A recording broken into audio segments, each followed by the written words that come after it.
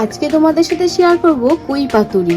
হ্যাঁ, অনেকে অনেকভাবে কুই পাতুরি করেছো, আজকে আমার স্টাইলে আমি কুই পাতুরি করে দেবো। একবার রান্না করে দেখো, আশা করি তোমাদের সকলের ভালো লাগবে। তো যাই হোক, আমি হলুদ লবণ মাখিয়ে রেখেছি কই, আর এদিকে আমি সরষাটাকে লঙ্কা দিয়ে একটু ভিজিয়ে রেখেছি, তাহলে একটু ফুলবে আর পেস্ট হতে সুবিধা হবে। আর আমার এই কটি উপকরণ লাগবে: দুটো পেঁয়াজ, অল্প রসুন আর একটু আদা।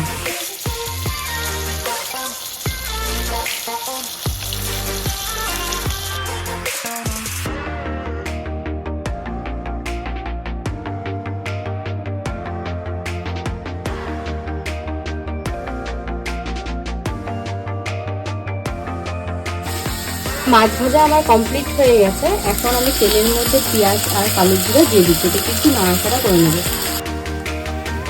এরপরে আদা রসুনের পেস্টটা দিয়ে দিচ্ছি, মশলাটা দিয়ে দিচ্ছি।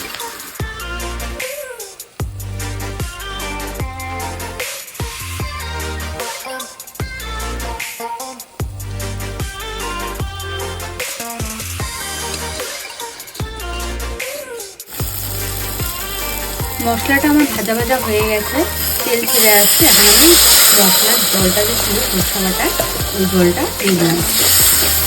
আমার আরেকটু জল লাগবে, তাই আমি আরেকটু জল দেব।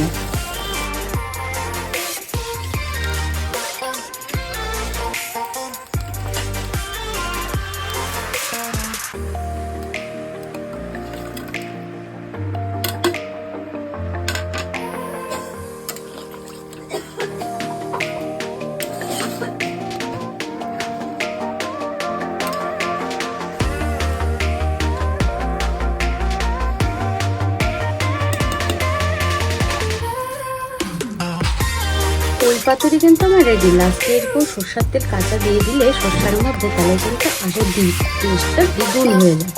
তো এইভাবে করে দেখো, আশা করি তোমাদের সকলে ভালো লাগবে। আর যদি ভিডিওটা ভালো লাগে তাহলে কিন্তু লাইক করবেন, শেয়ার করতে কিন্তু ভুলো না।